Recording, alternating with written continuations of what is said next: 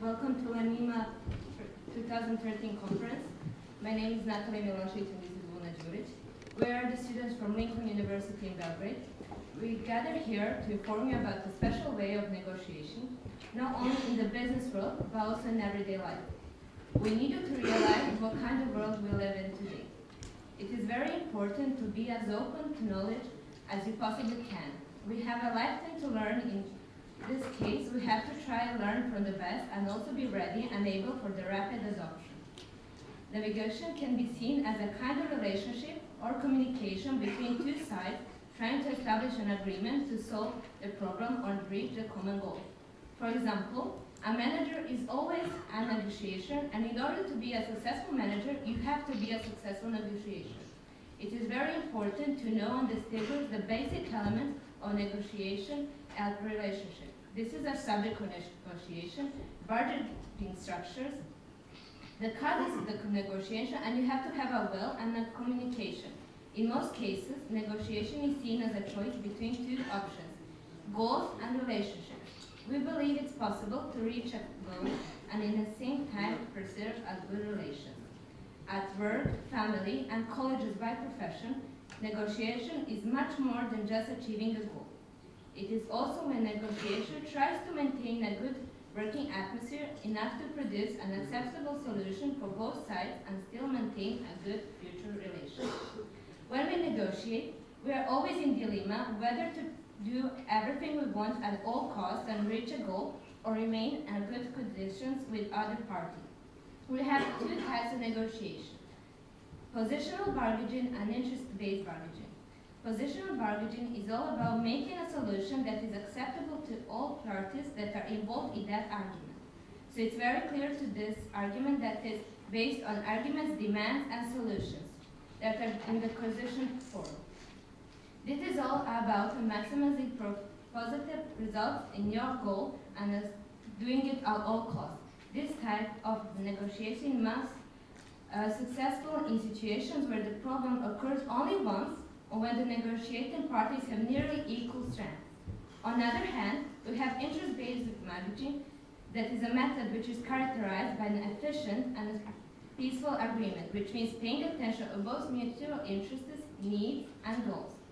This is most successful when you make a high mutual trust between the negotiating parties, which involves a good communication.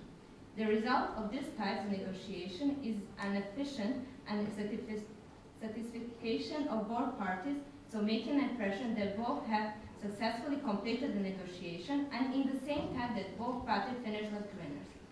So we have here one important point for which I want you to remember and try to use it, that in business you don't get what you deserve, but you get what you negotiate. So it's really good to have a communication skills and try to make everything work and expect what will happen in the future. So we also have another quote that is also really important, and it's by Život Radosavljević, who is somewhere here. And he holds the view that in the negotiations, you must be neither too hard nor soft, but moderate and realistic in the same time.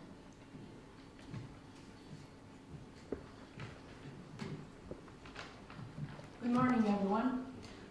Since we were talking about interest-based negotiation, and since in cases of using the interest-based negotiations are really rare, I'd like you to listen, and I'd like to introduce you a little bit more about this topic. We must ask ourselves a question: why is it so? Why do we not use interest-based negotiation so often when it can give us so much more than just regular or positional bargaining? This type of negotiation, interest-based, of course, it takes a lot more effort, and you need to invest a lot more. But here's what we don't think about: it's the consequences of interest-based negotiation. We never really think about the other side that we are negotiating with, and it's a terrible mistake because it can provide us with better results. We can define it as a friendly way of communicating with each other in order to solve the problem. So our goal is to create a wise agreement which is coming through an efficient and friendly way. In interest-based negotiation, it is really important to separate people from the problem. Trust is not really in question largely, but it really is a little bit, it comes to making an agreement. We have a couple of examples here. We have two examples of using interest-based negotiation. First one is actually starting your own business, which nowadays is the most common way of being successful. Let's say you decided to start your own business. Of course, you have the idea, but you need to have a partner, a business partner, who will provide you financially and support you financially. Let's say you have a certain amount of money that you would like to invest in your project or your innovative business idea. But your partner does not agree with your idea. He says that he would like to offer you a smaller amount of money. What will you do? Will you just drop your entire idea and just risk to ruin your business idea, or would you accept that offer no matter how much that money it is, and actually, what they say, go with the flow and risk? You need to risk. So this is a typical example of interest-based negotiation. Even if we don't like everything that is offered, we need to risk and take it because we never know what the results are going to look like. The second example, as you can see on the second picture, is more like everyday life example.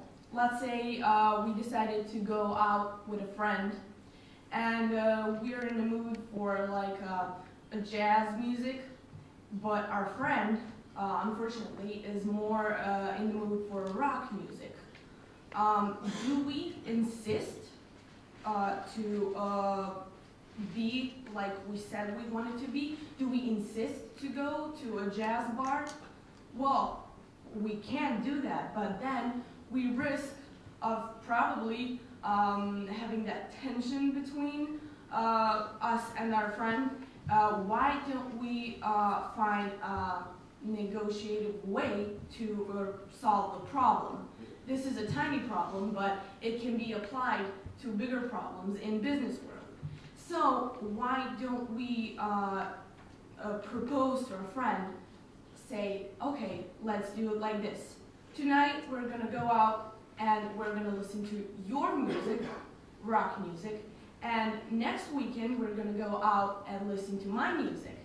That way, we are both benefiting, and that's only because we were paying attention to what the other side had to say. This is the second way, of course, that we can apply interest-based negotiation. Generally, most people think that in business, it's only important for you to succeed. It's only important for you to try hard, to invest, to sacrifice your time, etc. Of course, it is really important, but what we don't pay attention to is on our way to success, we might hurt someone because we don't pay attention to what we do while we are so focused on achieving our goal. And this is a big issue because we don't pay attention to it. So interest-based negotiation is something that more people should use in order to come with a goal, but not only for ourselves, but for the other party too. When we're talking about this way of negotiation, it's really important to pay attention to certain things. Primarily, we focus on interest, not positions, because our goal is not to win. Our goal is to make a deal.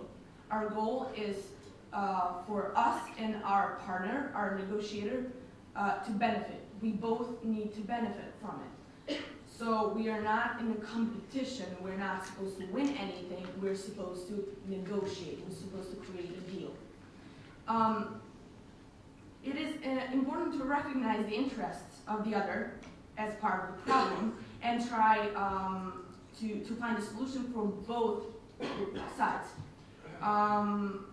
You need to think about the intense interest of the other parties, their talks. You need to listen actively, but you don't, of course, need to neglect yourself and your interests. So it all has to be combined in a certain way.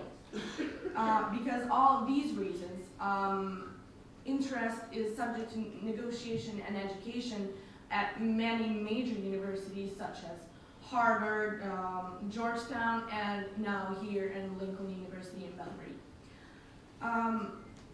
In the end, we all know that, of course, we have another quote for you.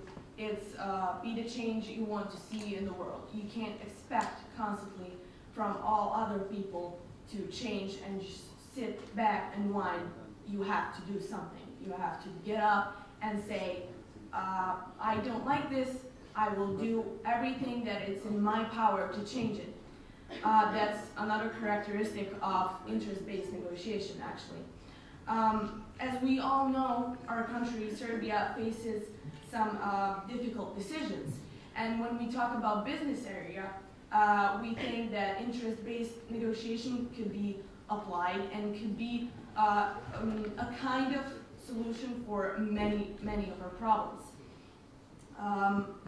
The road to all of these can be longer, can be shorter, but it depends on the level of consciousness of our leaders and people themselves, actually. We leaders are here to motivate us and to focus on understanding the other side's interest, of course, because that's the main point of this issue, let's say. Of course, socially responsible approach in the modern and interdependent world implies an objective understanding of yourselves, but not only yourselves, you have to focus on other people too. For all these reasons, but also because we believe in a better future based on truth and mutual respect, we choose the interest-based negotiation as a way of thinking and the optimal path of life